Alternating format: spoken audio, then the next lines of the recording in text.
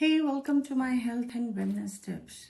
कल हमारा एपिसोड 1 था regarding the cardiac arrest of Shefali Jariwala and her unfortunate sad demise. आज मैं आपको ये बताने वाली हूँ कि कार्डियक अरेस्ट जो है it is different than heart attack. Cardiac arrest is when because of some electrical activity your heart stops working.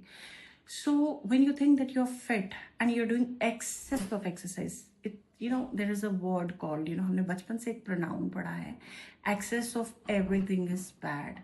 So ये जो phrase है excess of everything is bad, ये कहीं ना कहीं सेलिब्रिटीज के साथ और उन लोगों के साथ जो ब्लाइंडली फॉलो करते हैं, अपनी अपनी रिजीम फॉलो करते हैं, एक्सरसाइज रिजीम फॉलो करते हैं, ये उनके लिए बिल्कुल सही बैठता है।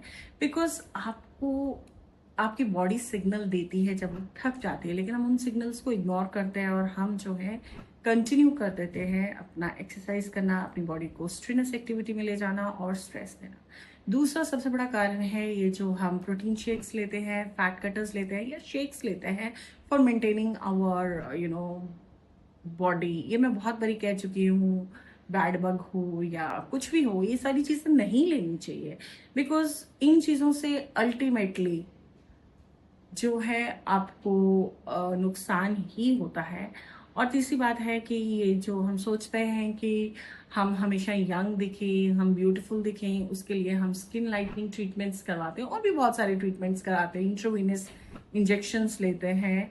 उनसे भी ये जो इश्यूज हैं, आपकी जो बॉडी हेल्थ है, आपकी जो फिजिकल हेल्थ है, वो अफेक्ट होती है। और सबसे बड़ा, उससे बड़ा कारण है हमारा स्ट्रेस। और अगर हम इस टाइप के पाउडर्स, शेक्स और स्किन लाइटनिंग ट्रीटमेंट्स और स्टे यंग के लिए कुछ भी हम आर्टिफिशियल सप्लीमेंट्स लेते हैं, वो कहीं ना कहीं हमें इसी ढंग से इफेक्ट करते हैं। So I think we should embrace the age with grace, because aging एक ऐसा प्रोसेस है जिसने आना ही है। अगर आज नहीं आई तो कल आएगी, कल नहीं आई परसों आएगी। There will be a time in your life when you will have to age and age gracefully. That is very important. If you go in for the shortcuts for fitness, you go in shortcuts for looking more beautiful and young, then somewhere you are the next victim.